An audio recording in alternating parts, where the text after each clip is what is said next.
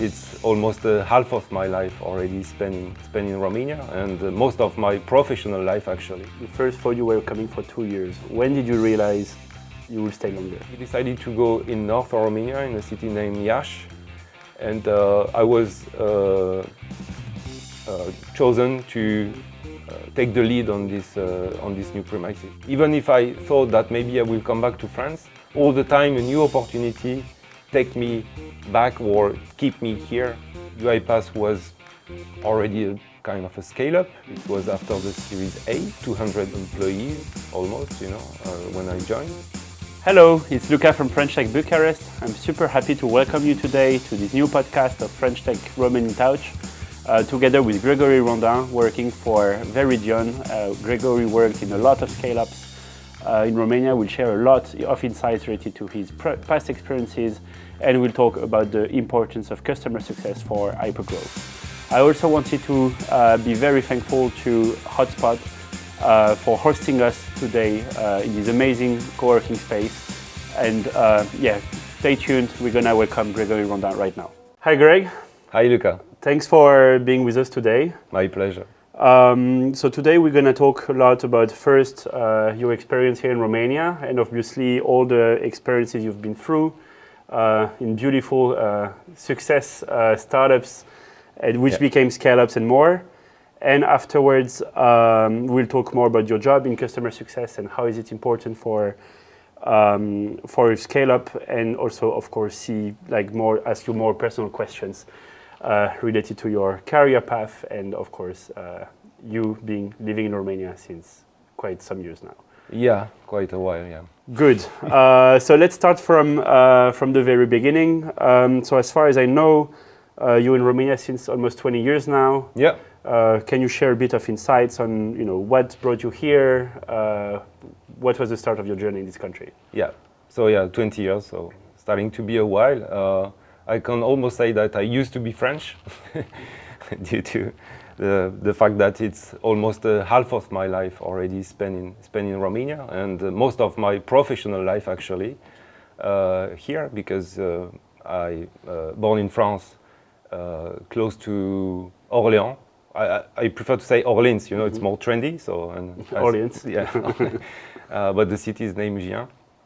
So did my childhood study there. I'm graduated in computer science, so I used to be a developer. And in France you have this great opportunity to have nice internship. I mean, it's real internship. It's not a 2 weeks internship.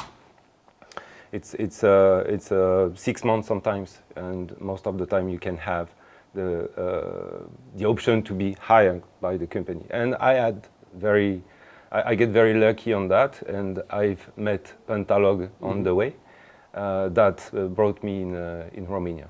So that was the main trigger of the decision to discover. So yeah, indeed, maybe when I was young and when I was thinking to go abroad, go international, maybe Romania was not the top of the list, but like most of people that have some kind of stereotype, and this is completely wrong.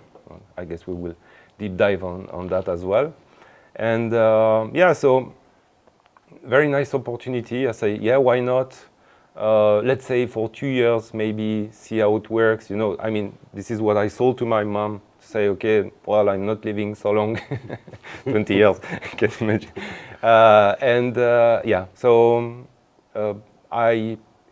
At the beginning, I used to live in Brasov. So I guess it's important as well in how I discover Romania. The fact that it was not Bucharest, it was not, close to the French community and so on and so forth. So I was from day one really immersed, in the country, with all the habits, So I was around me, let's say 99.9% of Romanian colleague, and this was very helpful, I guess, for my integration. Yeah. So if I understand well, so you first got an internship at Pentalog. Yeah. Then they offered you a job in Romania. Yep. How, like, I want to understand a bit more this process. Like, how many years did you spend at Pentalog before they made you this offer? Why Romania? I think Pentalog is also in other countries as well.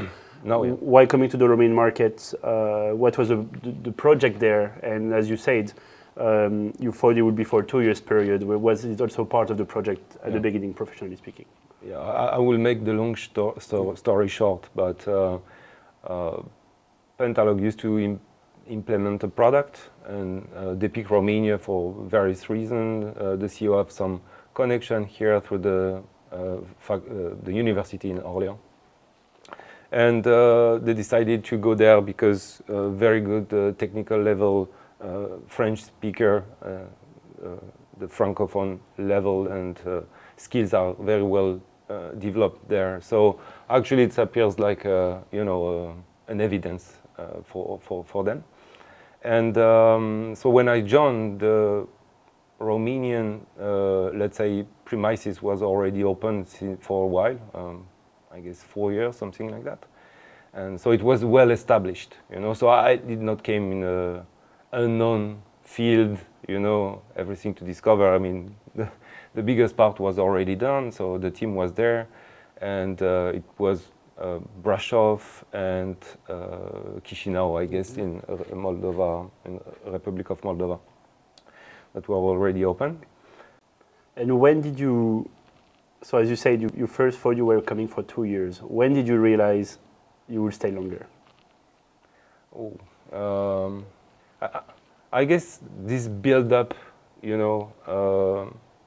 on the way, because what was very good in this journey is I have the opportunity to have multiple hats and maybe more opportunity that I could have if I stayed in France, for instance, where maybe in France you have to wait to have a certain level of experience to access some of jobs and responsibility. And it was not the case here. And actually, if you were all in, actually there were a place for you, let's say. And Pentalog had this very special and nice aspect to give, kind of responsibility and a chance to make a difference also to young people. I mean, we kind of all started from an internship, so it was the funny part. And I guess this is what is creating also the team and the mindset. And I still when I went to a point and then I forgot the question. Sorry.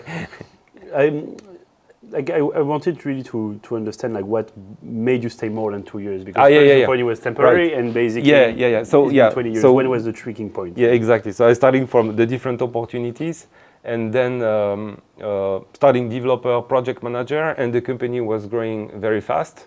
So we decided to open different premises in Romania, and not only, but Romania was pretty well covered at the beginning.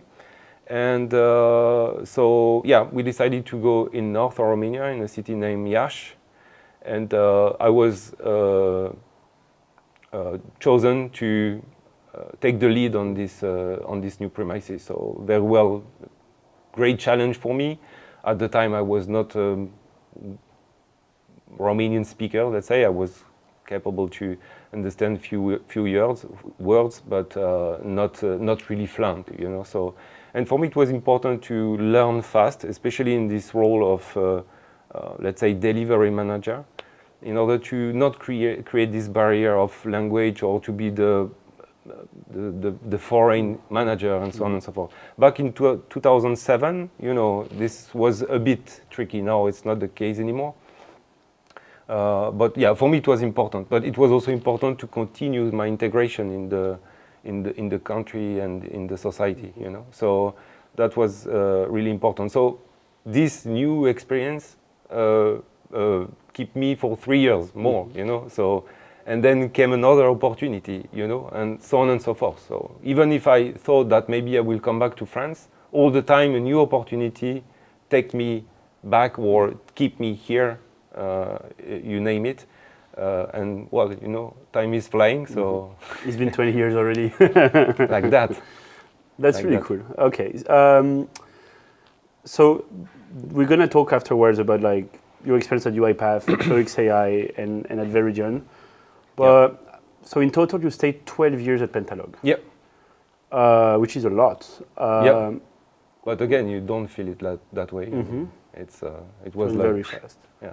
What do you think are the main, I don't know, pillars that this company brought you career-wise? Yeah, Like, well- how did this company build you? Like, if you stayed so long, it's probably because, as you said, you learned a lot. You had to go through a lot of new opportunities. Yeah. But what is it that this company brought you professionally?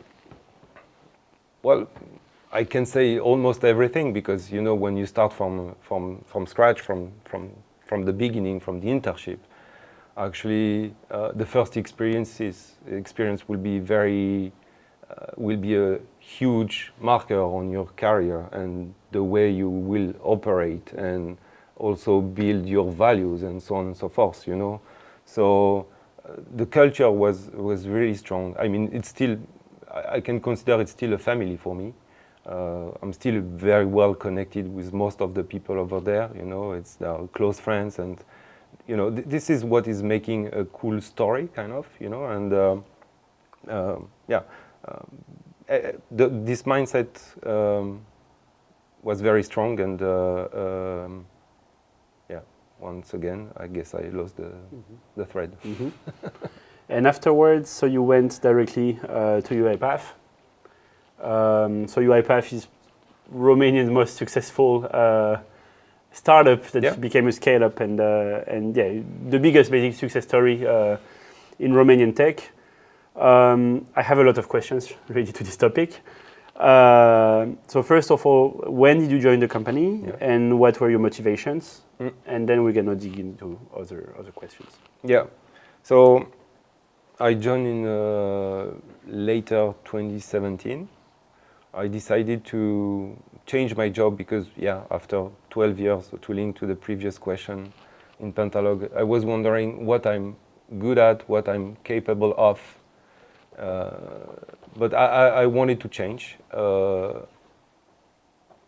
It was a long time in IT services, and I was eager to work for a product. I was really, really attracted by the product industry.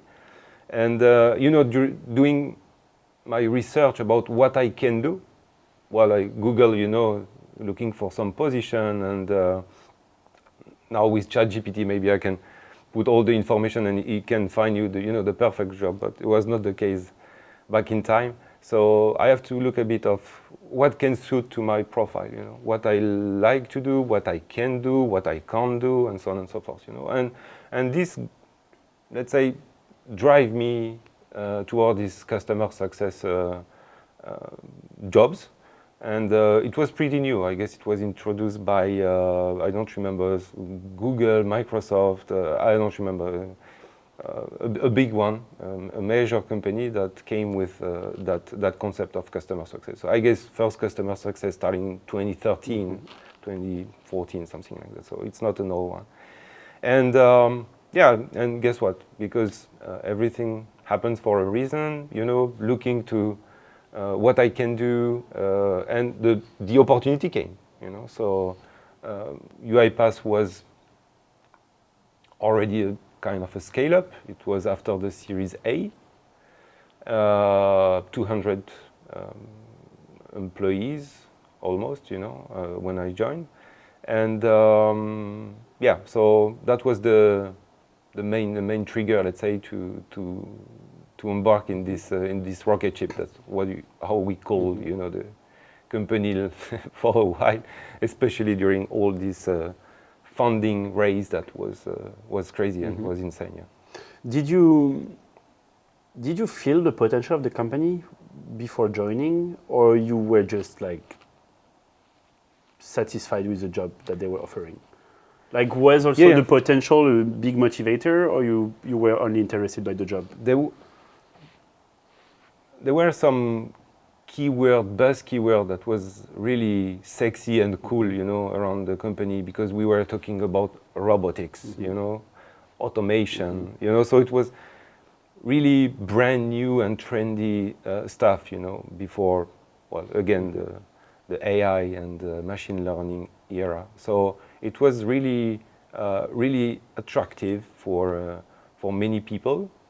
And so, it's like that ring a bell, a bulb light. And so it was really, really attractive to jump in this endeavor. Can you share, so as far as I know, so when you joined the company, you said there were 200 people, and when you left the company, there were like 3,000 people. Yeah. And this took 4 years, more or less, right? Yeah, more or less, yeah. Less. Can you explain some of the biggest challenges that you had to face in this time? Because my challenges, or what I see of the on the company challenge? and how it eventually impacted you also. For the company, I guess another aspect that was very important for me was the culture. And when I joined, there was only one value. It was humble.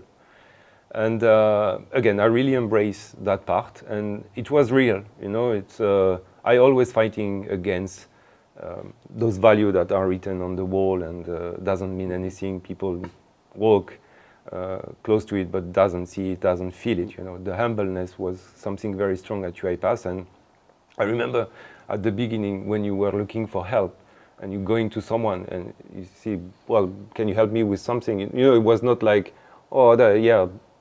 send me an invite only and that and that. No, it was not like that. It was stopping, taking time to yourself. So for me, it was really a very important stuff, the culture. And back to your question, I guess that having that hyper growth and this increase of number of employees, it was very, very kind of complicated to contain and to maintain this culture.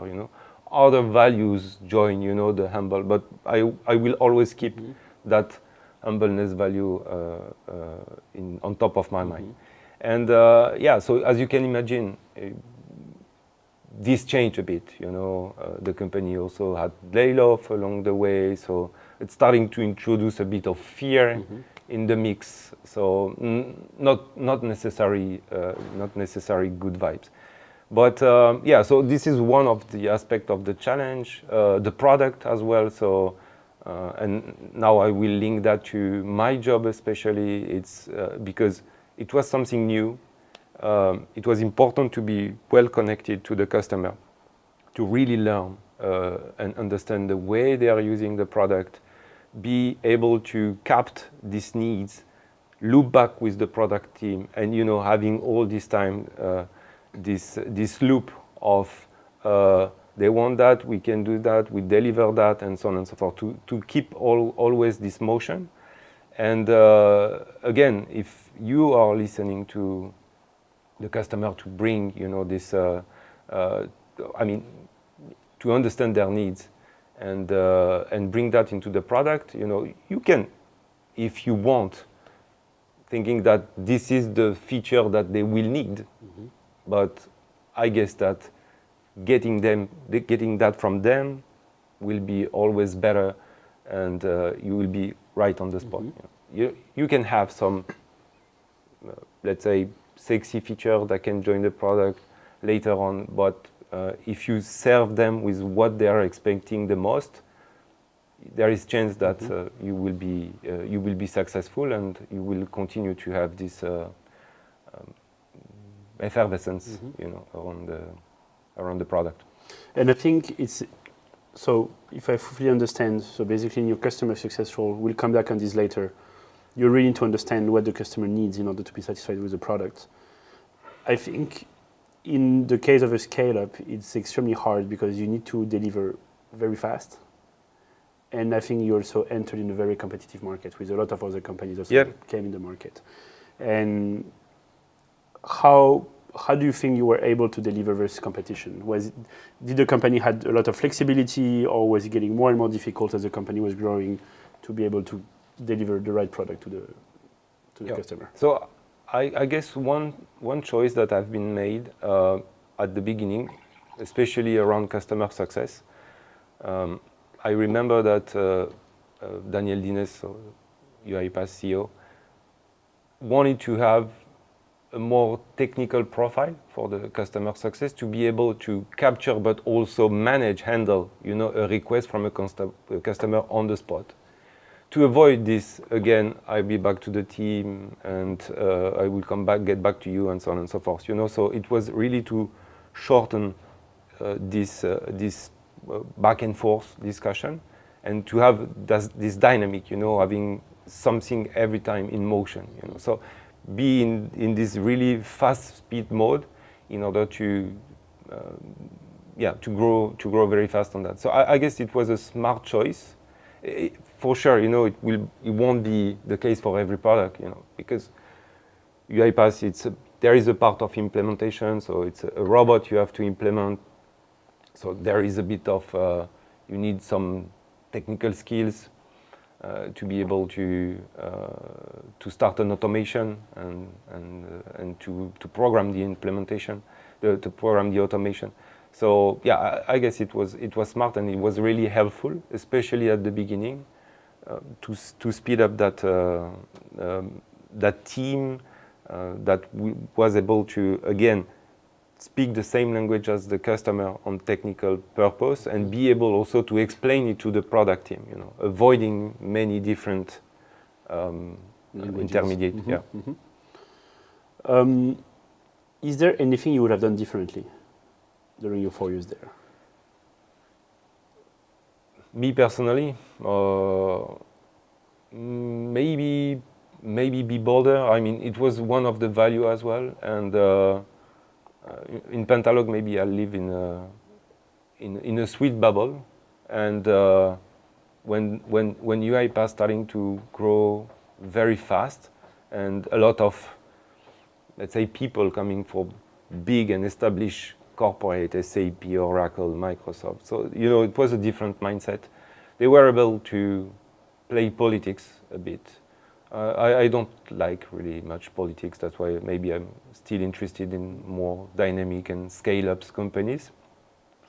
So maybe I was not well skilled and well prepared for that. So, but you learn along the way, So it was not something I could do differently at the time. It's something that I've learned, but maybe if I'm now back in time with that new knowledge, maybe it could be a bit different.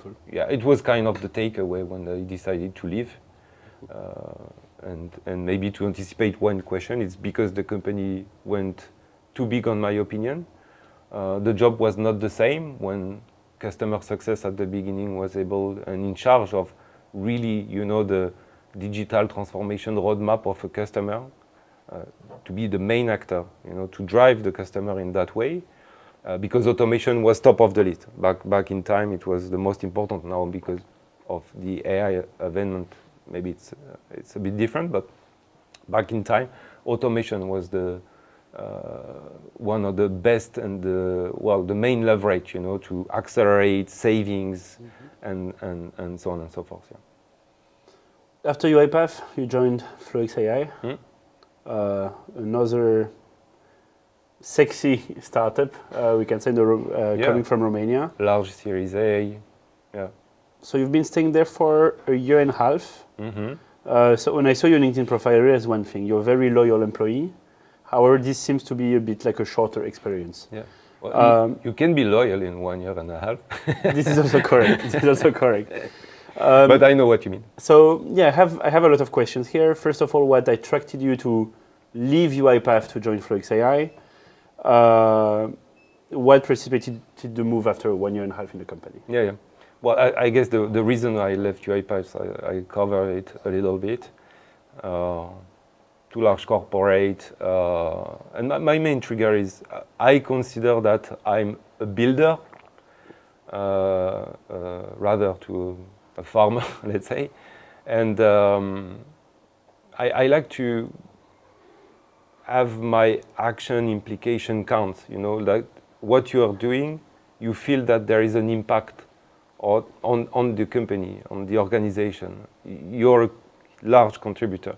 When the company is big, you're like a drop in the ocean. What is doing or what you're not doing does not making that much sense. So that was the reason. I thought that I still have the energy because it's also one very important question you have to ask to yourself when you're joining a early stage company. It's to be able, to be sure that you have this energy, to give this energy, because it's not a 8-hour job. You're not counting the hours spent in front of your laptop. So it's a different stuff. I saw the product very, very, very sexy as well. It was still around kind of the automation, but maybe on the larger scale of the process. So it was a more high level of the process, and it was again early stage. And I guess that maybe one other regret of UiPath was to not join on very, very early stage. So when it was 20, 30 employees. So I was attracted. I had good feeling with the team at the beginning. I did my job. I was spread between pre-sales and customer success, a bit of delivery, So when it's a small company, you need to be good at everything, or at least maybe bring your experience where you think it's useful, and share to maybe a young organization, what you've learned from previous experience. But one takeaway, one observation here, it's maybe when I joined, I was too labeled UiPath, and it's useless to try to replicate, to make a copy-paste of a previous experience. Every company are different. And I guess many ex-UiPathers made this mistake to say that if we succeed there, we can succeed everywhere. It's not really the case. I mean, it's my opinion. And you really have to adapt. So it took me some time to reset and to avoid to make some parallel and link to what we've done in UiPath to think that it will be the right thing to do. Just a question here. Do you think this mistake is more on your side or also on how people perceive you? Oh, it's mostly on my side. Okay. Yeah, maybe for them it was interesting, let's say, or useful that I had this previous experience, for sure. But they was not asking me to copy-paste the UiPath organization. No, but people may have high expectations. If he did it, he should be able to do it with us. And yeah. Well, and if because things are different, sometimes expectations are not met. Yeah, again, UiPath or not, the expectation must be high. I mean, especially when the team is not that large, everyone needs to be top notch. All in, exactly. Yeah, absolutely. So yeah, but very great adventure, very great journey. I love the people there as well. I mean, I had a great time. I decided to leave because I didn't really feel that I can bring more value.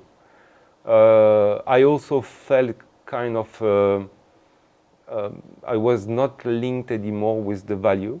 Okay, and for me it's a huge trigger of to feel be part of the adventure or not. So I guess I had a kind of aha moment, and I said, okay, maybe it's not a bad thing to continue. I also maybe make the switch UiPath to FlowX a bit quickly.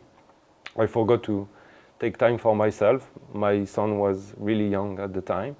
And I say, okay, maybe it's the right moment to try, this sabbatical period. So I decided to jump off, take some time for myself, reset a bit on what I would like to do, same that I did when I quit Pentalog, to say, okay, what I'm good at, what can I do, and so on and so forth. Did you make most of your sabbatical, or did you feel quickly bored and with the desire to accomplish something else? Yeah, it was not a 1-year sabbatical, so I guess I quickly trying to find a new opportunity, and maybe it was a mistake because I'm not fitting on a LinkedIn job, for instance. So it's not the way it works. Maybe for some profile, but when you're hybrid, when you have kind of starting to have a large experiences, you can do different stuff, you're not fitting into a job description. So yeah, maybe I take the wrong way, and I should have maybe take more time for myself. But this not destroyed all the moment. You know, I also did some coaching for myself when in the past I was completely against off, but it was a good opportunity to bring good questions for myself. You know, to expose yourself into different scenario and so on and so forth. So, you know, so I had to open the network back and so on and so forth. And so the sabbatical was not really a break, was a way to step back a little bit and and think about the future, and by doing some self-assessment. Exactly. And okay. But you know, I really, when at the end of 2023, because this is when that happened, my conclusion was one of my best year. You know, I end up the year 2023 with that really great feeling of I did something good for me. And in the summer in 2023, I also joined Veridion. So, you know, it was like I did a great move. You know, that feeling of job done, you make the right choices, you succeed actually to ask yourself what you want to do. During that break, I was really interested by data.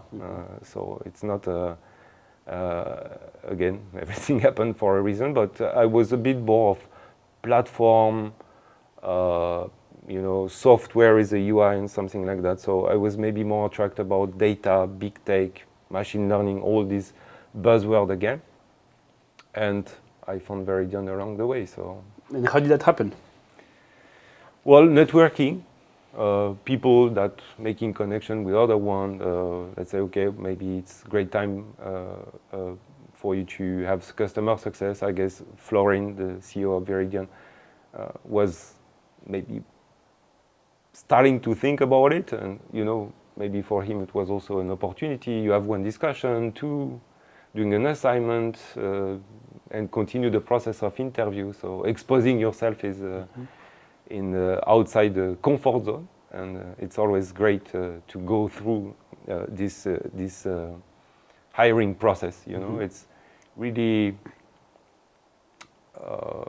it's make feeling you well because you receive kind of validation of outside and validation of your experiences. You know, so this is how that happened. Networking. Okay. So now that you joined Veridion, it's been a year and a bit more than a year, right now. Yeah. First of all, can you share also some words about Veridion? And second, I really want to insist on something. When I saw you at How to Web, you were so happy to talk about Veridion as a company. Yeah, I'm still. And it's something like, you know, like when you work in startups, scale-ups, like, you know, it's hard. You need to work a lot. You need to go through a lot of like, you know, different subjects, and sometimes the motivation, like people want to tell it's great, but you see they are tired and they just want to take a break. But like, you just seem like super excited about joining this team, and I really want to know more about that, like in detail. Okay, so first of all, Veridion is a deep tech company that is mostly delivering firmographic data. So that means that we are building digital profile of a company. How we are doing that is actually we are crawling the entire internet looking for public sources that give information about a company. And when you have a company, you will have a set of attributes, data points, that are very interesting for many different companies in different use cases. To give you an example, it's an insurer, a carrier will be very interesting to understand what their customer does. So what the business does, kind of, you know, to evaluate the risk and so on and so forth. So because Veridion will analyze some of the description and having, you know, you can go to the registry to know the legal information about the company, but you won't have that much about what they are doing effectively. But looking at the website, looking at what they are doing, looking at about us, looking at the product they are, you can understand the business. And for an insurance, it would be very useful to evaluate the risk that can have, so they can apply a specific policy based on what the customer is doing. We can be able also to understand what a supplier, manufacturer is doing, what kind of product. So we can accelerate for a supply chain or for a procurement team the capability to serve the right company that is doing this right product as well. So there is many use cases. What is doing differently, I guess, it's on top of the data that we are collecting, we bring our own machine learning model that are able to, create no data point, having this global understanding on an information, giving this determinism, so giving the proof of where we found the data. It's not serving the data, this is it. We can having the proof and explain why we consider that this is the revenue of the company, why it's the description like that, what the risk can be like that. And then when you have all this information, you can extend. So now we're starting to look at the news. The model will understand what the news is about. Is it merger and acquisition? Is it ESG, and so on and so forth? Then you can classify. You can extract information from the news. You can give some confidence score about, I don't know, if it's an ESG, is it bad, is it good? So plenty of information linked to the profile. And then when you see it as a whole, it's making sense, okay? So you have the profile, you have the company, you have the group that is part of, you have all the information about this company and the group, and so on and so forth. So it's really giving a new way for insurer, market intelligence firm, and so on and so forth to access this information. Because let's say other competitor like ZoomInfo, DNB, Dun & Bradstreet, are sitting on quite very statical information. So we can say dead information if we are looking to the registry itself. Then they are collecting information by call center. So we can refresh the entire internet and all our information every week. So it's game changer to their capacity with a call center doing that. So yeah, it's and there is so much project into the pipeline as well. The data team, the machine learning team, is really working so good together and so hard at the same time that there is really great thing to come along the way. How big is the team right now? Around 50. Okay. Yeah. And what do you see? Okay, if you understand, there are like features updates, like product updates happening. Yeah. But like, what is the vision of the company, like mid and long term? Vision of the company, it's serving and having the data exposed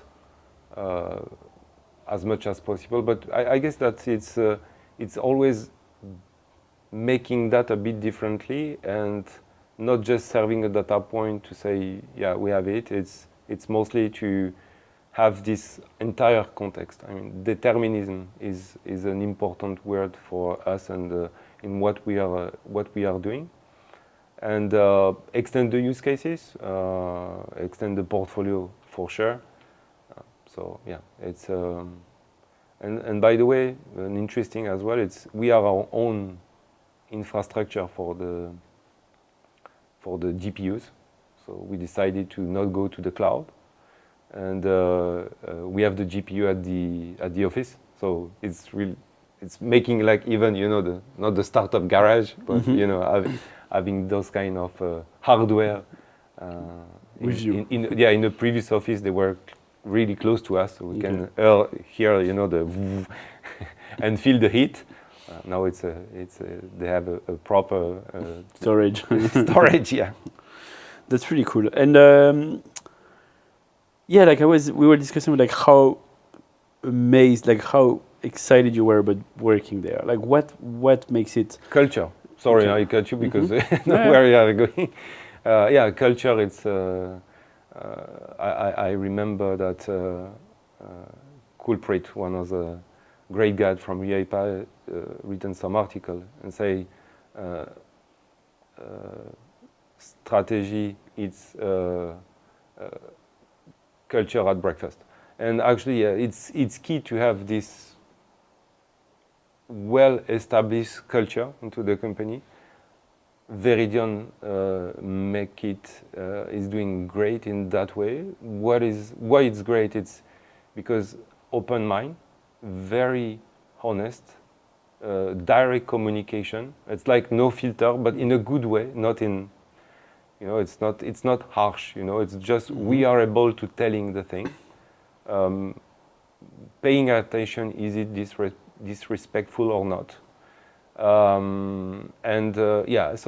I found a really great team there, young team. I felt old at the beginning there, but very talented. It's clear that let's say they paid attention of every hiring. No, because I'm hiring myself. Also hiring people myself into the company, I can see the other way of to be on the other side of the table, and yeah, it's a specific process, but it's a good one. They pay attention of very lots of things, and then it's something that continue along the way. So the culture, the product, the fact that it's around data, and then. Was the main of the big logo, so I never see a startup at this level of development with so big logo in market intelligence and insurance and supply chain as well. So it was for me like okay, something happening. I mean, it's not by mistake or that you can have this kind of logos. So you have the feeling that you joined Veridion at the right time, while you say where UiPath was a bit later on. Yeah. Well, earlier is even better. Huh? I mean, the company is almost 5 years old now, but they did a pivot. So yeah, no, I guess I joined the right time. Yeah. After the seed, now we are running to the Series A, so that's the right time. The process are not well established. There is a lot to build. So back on my previous point, so having your action, having impact. Yeah, having an impact, and that's the first time I feel that my experience from the previous jobs, it's first appreciate, so that's important, and bringing value. Well, I guess this is coming together. If you feel appreciation, you will bring even more value. But yeah, that's and honestly, after 1 year, I still believe that it's the honeymoon. So it's still my motivation is still very high. So it's not like after the 3 months. I guess this is a marker. After the 3 months, well, yeah, exactly. No, so it's still here, and yeah, everybody is really, really committed to this adventure. So I'm very confident of what will come next, whatever it's coming. You never know, but which direction it will go. But yeah, very confident that it's gonna be the next successful thing. Yeah, yeah. For sure, I would like to believe that. Then, what is the success? It's a very subjective. Yes, it's value. It's logos. Well, again, all of this is coming together. But yeah, let's say the value will be important. Good. So now we've done a pretty detailed overview of your career path. I want to understand more. So you've been doing customer success since quite some time now. I first want to clarify a bit, what is the goal of customer success? I think it's a job which is very often misunderstood by people. Yeah. And also, when is customer important in a company? Is it at a certain phase in terms of growth? Is it for certain type of companies? So on and so forth. Yeah. So why it's important? It's important because it will be the very unique link that you have between your customer and the product. Okay, so I guess the best way to sum up is customer success is voice of the product in front of the customer and voice of the customer in front of the product. Okay, so that's a very specific thread and way of communication. So to capture that that information, it will be key. It's really a lot of common sense. It's about creating a relationship, a long-term relationship. It's about make the person you are working with on day-to-day basis from the customer side successful.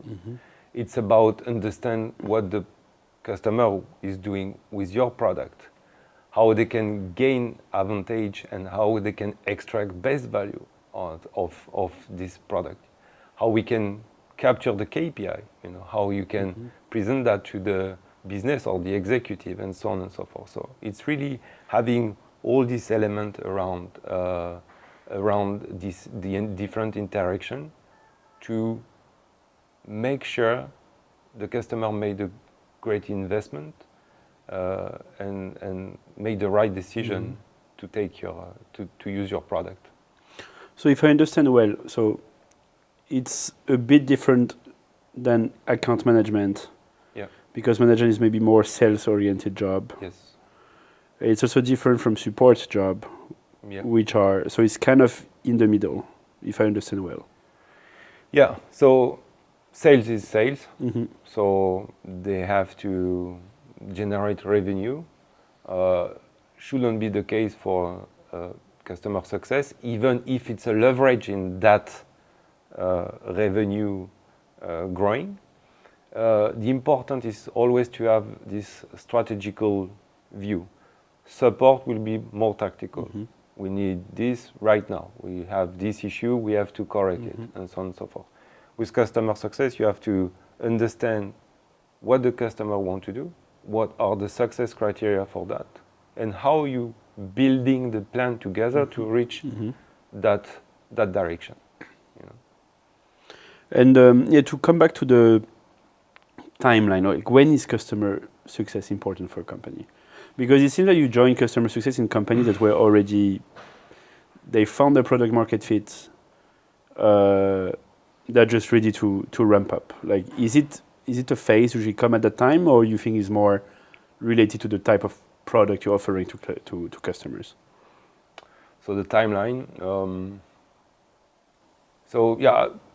The good timeline is maybe when you start to have a more mature product.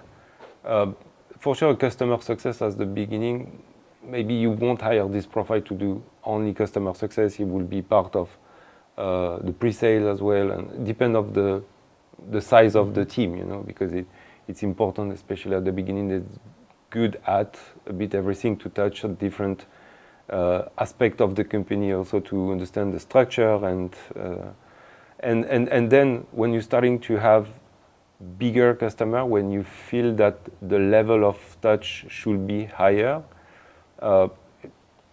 it will starting to be important to have people that are more dedicated to that relationship, because an engagement with a customer can take some time, so if you are on a weekly basis of touch base, but for sure you will have some action to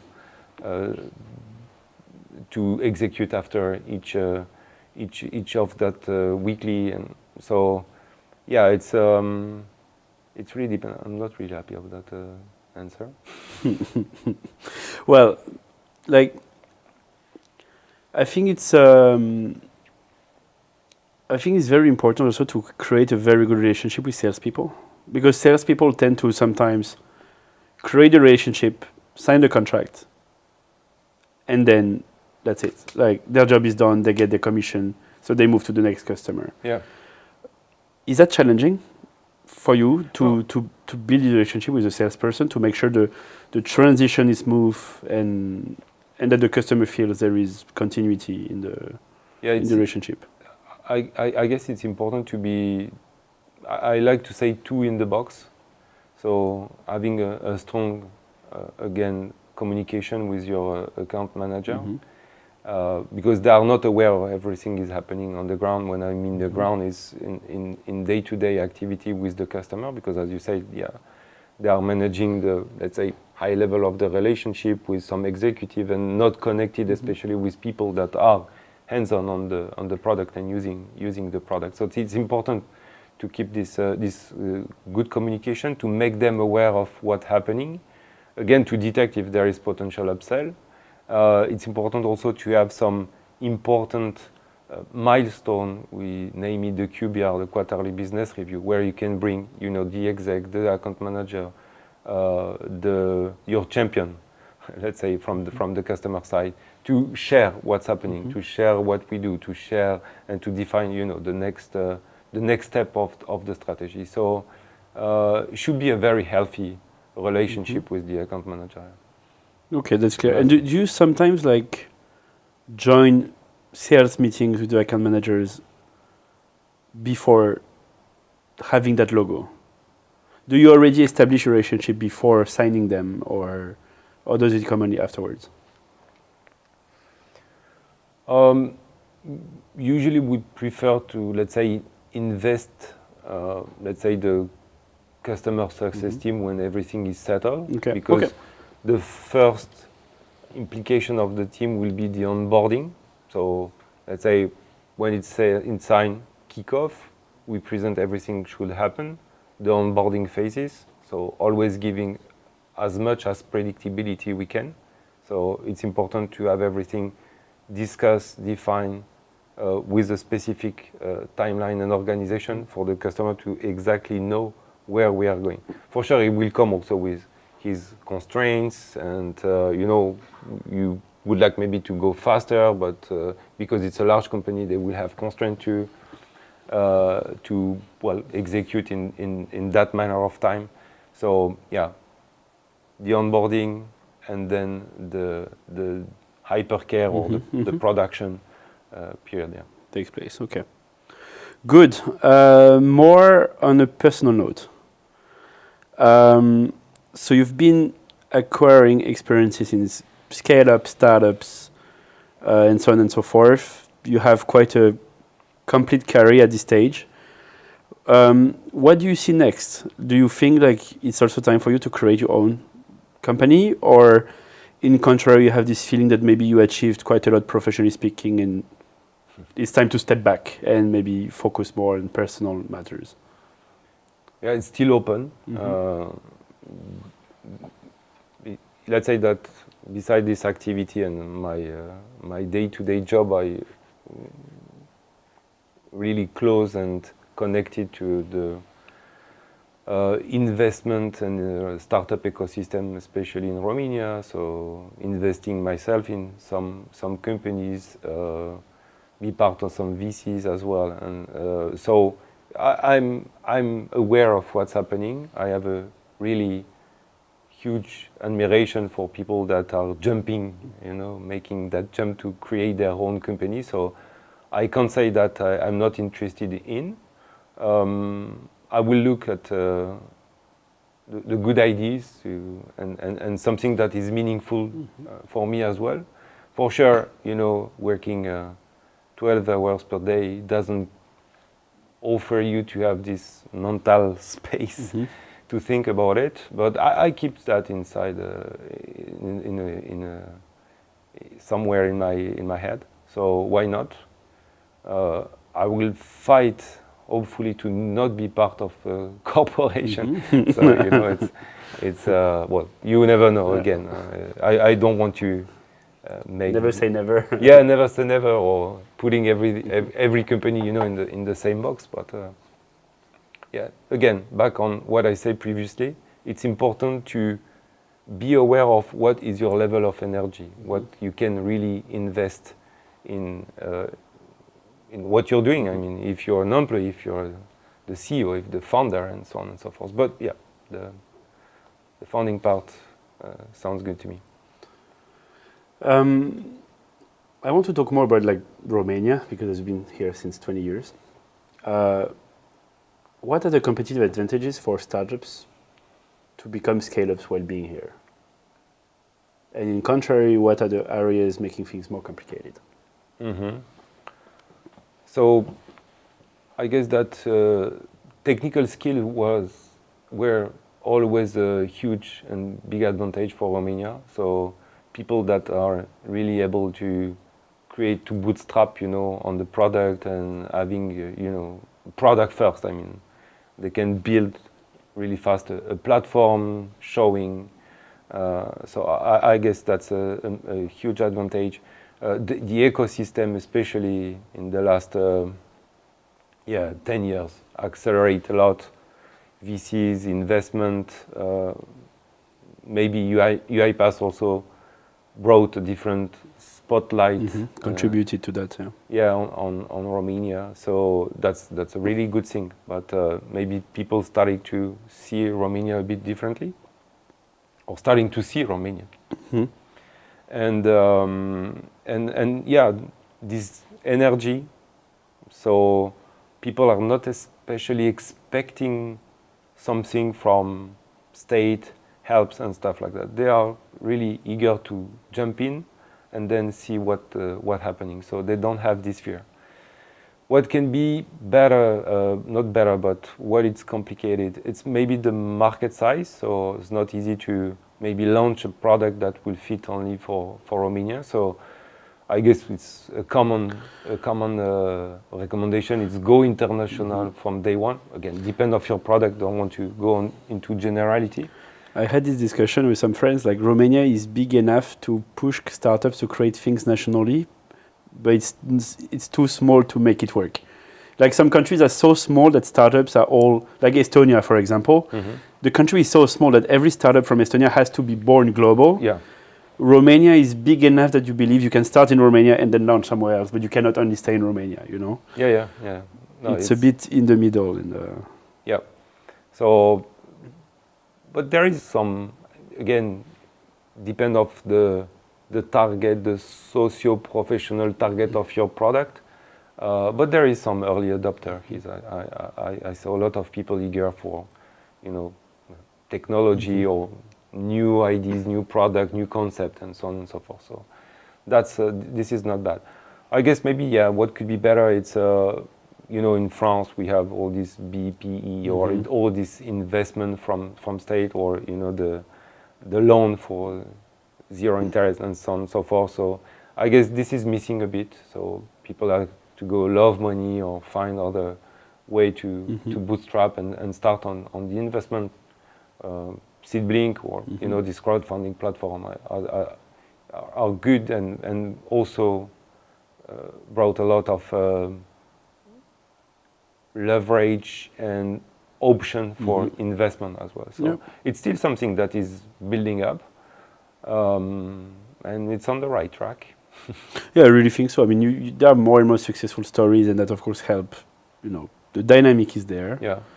And a more and more active investors community. So exactly, yeah. Great. So I think we covered pretty much everything. I think it's been more than 1 hour anyway we are talking. Really? Yeah. Time flying. 20 years, 1 hour, it's the same. Yeah.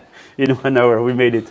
Thanks a lot, Gregory. It was super nice having you. Thanks a lot, Luka. I'm looking forward to watch this podcast afterwards when it will be finally edited and stuff.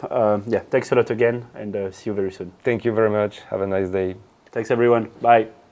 Bye. Thanks a lot for watching. I really hope you had a lot of fun. It was pretty amazing. I think Greg shared a lot of amazing insights.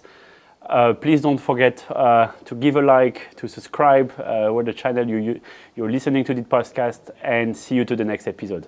Bye.